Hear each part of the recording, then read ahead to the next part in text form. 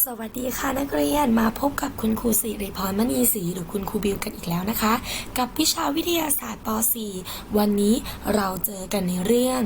การจัดกลุ่มสัตว์ค่ะ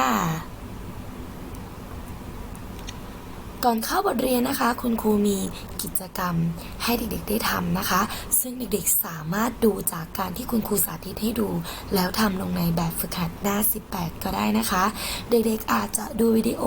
พร้อมกับทำไปพร้อมกับคุณครูเลยก็ได้หรือ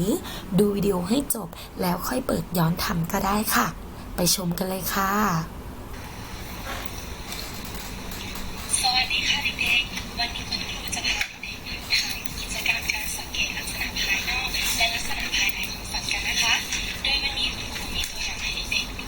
เป็นสัตว์2 ชนิดค่ะ ชนิดแรกก็คื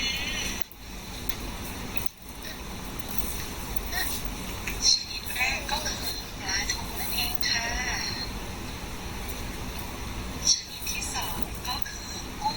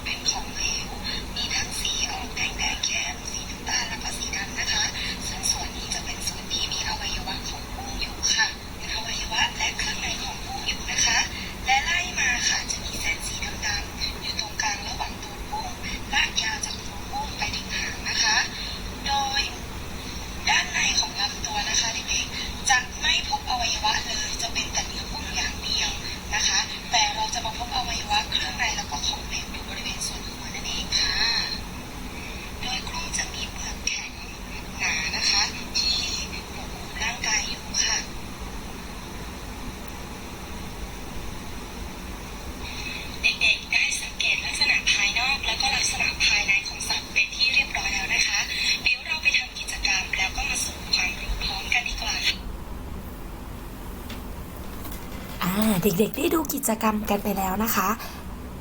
เรามาเปิดแบบฝึกหัดกันหน้า 18 ค่ะ ตอนที่ 1 สังเกตลักษณะภายนอกและลักษณะภายในของสัตว์กันค่ะ ระบุปัญหาเขาถามว่าสัตว์มีกระดูกสันหลังและสัตว์ไม่มีกระดูกสันหลังมีลักษณะแตกต่างกันหรือไม่ จากการทำกิจกรรมเมื่อสักครู่นี้เราสามารถตั้งสมมติฐานได้เลยค่ะว่า สัตว์มีกระดูกสันหลังและสัตว์ไม่มีกระดูกสันหลังแตกต่างกันนั่นเองค่ะ ชนิดของสัตว์ชนิดแรกก็คือปลาทูนะคะ เด็กๆสังเกตแล้วก็วาดภาพลักษณะภายนอกพร้อมทั้งเขียนระบุบอกมาด้านล่างให้คุณครูด้วยนะคะ โดยคุณครูมีรูปภาพ แล้วก็มีคำอธิบายให้ฟังอีกหนึ่งครั้งค่ะ ลักษณะภายนอกของปลาทูนะคะ ปลาทูจะมีส่วนที่เป็นหัวลำตัวและก็หางค่ะ ส่วนหัวก็จะมีตาแล้วก็มีปากค่ะ ส่วนลำตัวจะไม่มีเกล็ดนะคะ มีเป็นผิวหนังแล้วก็เป็นเนื้อด้านในเลยค่ะ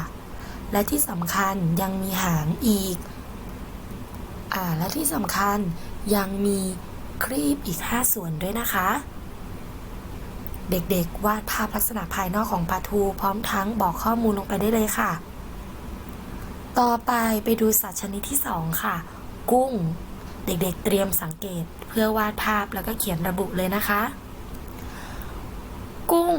มีส่วนประกอบภายนอก ส่วนหัวลำตัวแล้วก็หางเช่นเดียวกับปลาทูเลยค่ะ ส่วนหัวมีตามีปากแต่มีหนวดเพิ่มขึ้นมานะคะ ส่วนขาจะมีทั้งขาหน้าและขาหลังค่ะ ซึ่งกุ้งจะเป็นสัตว์ที่มีขามากกว่า10ขาขึ้นไปนะคะ และที่สำคัญกุ้งจะมีเปลือกที่แข็งหุ้มลำตัวตั้งแต่หัวจนถึงหางเลยค่ะ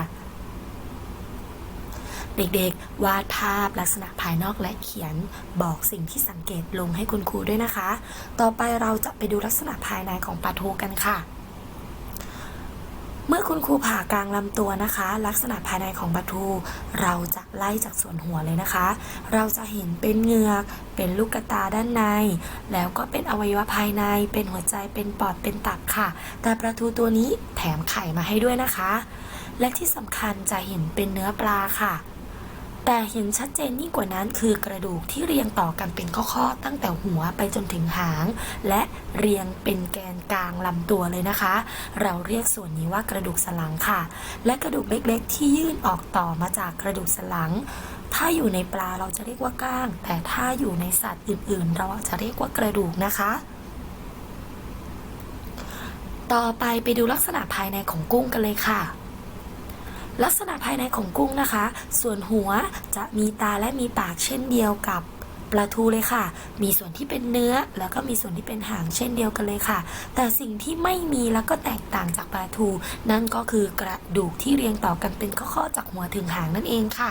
แสดงว่ากุ้งไม่มีกระดูกสันหลังนะคะ แต่กุ้งมีอวัยวะภายในเช่นเดียวกับปลาทูค่ะ แต่อวัยวะภายในของกุ้งส่วนใหญ่แล้วจะอยู่ที่หัวนะคะ ซึ่งระหว่างหัวจนถึงหางของกุ้งจะมีเส้นดำๆยาวอยู่ค่ะ ซึ่งเส้นดำๆนี้จะเป็นเส้นที่ไว้เก็บของเสียจากตัวกุ้งแล้วก็ส่งไปรวมกันบริเวณหัวกุ้งนั่นเองค่ะ จากกิจกรรมนะคะเด็กๆจะเห็นว่าสังเกตลักษณะภายนอกของปลาทูและกุ้งเนี่ยไม่ได้แตกต่างกันมากนะคะ มีส่วนหัวลำตัวแล้วก็ส่วนหางเหมือนกันเลยค่ะ แต่ลักษณะภายในจะแตกต่างกันชัดเจนนั่นก็คือปลาทูจะมีกระดูกสันหลังค่ะ แต่กุ้งจะไม่มีกระดูกสันหลังนะคะนอกนั้นอวัยวะภายในแล้วก็ส่วนอื่นๆก็จะมีคล้ายๆกันค่ะ จากกิจกรรมทำให้สรุปได้ว่ากลุ่มสัตว์สามารถแบ่งออกได้2กลุ่มค่ะ 1. กลุ่มสัตว์ไม่มีกระดูกสันหลังและ 2. กลุ่มสัตว์ที่มีกระดูกสันหลังค่ะ โดยสัตว์ที่มีกระดูกสันหลังจะแบ่งออกได้อีก5กลุ่มนะคะ 1. กลุ่มปลา 2. กลุ่มสัตว์สะเทินน้ำสะเทินบก 3. กลุ่มสัตว์เลื้อยคลาน 4. กลุ่มนกหรือสัตว์ปีก 5. กลุ่มสัตว์เลี้ยงลูกด้วยนมค่ะ และกลุ่มสัตว์ไม่มีกระดูกสันหลังก็แบ่งออกได้อีก8กลุ่มค่ะ 1. กลุ่มของฟองน้ำ 2. กลุ่มสัตว์ที่มีลำตัวกลวงหรือเป็นโพรง 3. กลุ่มหนอนตัวแบน 4. กลุ่มหนอนตัวกลม 5. กลุ่มสัตว์ที่มีลำตัวเป็นปล้อง 6. กลุ่มสัตว์ทะเลผิวครุขระ 7. หอยและหมึกทะเล 8. กลุ่มสัตว์ที่มีขาเป็นข้อค่ะ สำหรับวันนี้เด็กๆก็ได้รับความรู้เกี่ยวกับวิชาวิทยาศาสตร์ในเรื่องของการจับกลุ่มสัตว์ไปแล้วนะคะ เด็กๆได้ทำกิจกรรมเห็นลักษณะภายนอกและลักษณะภายในของสัตว์ที่มีกระดูกสันหลังและไม่มีกระดูกสันหลังไปแล้ว เดี๋ยวชั่วโมงหน้าเราจะมาเจาะลึกการจัดกลุ่มสัตว์กันอีกครั้งหนึ่งนะคะสำหรับวันนี้สวัสดีค่ะ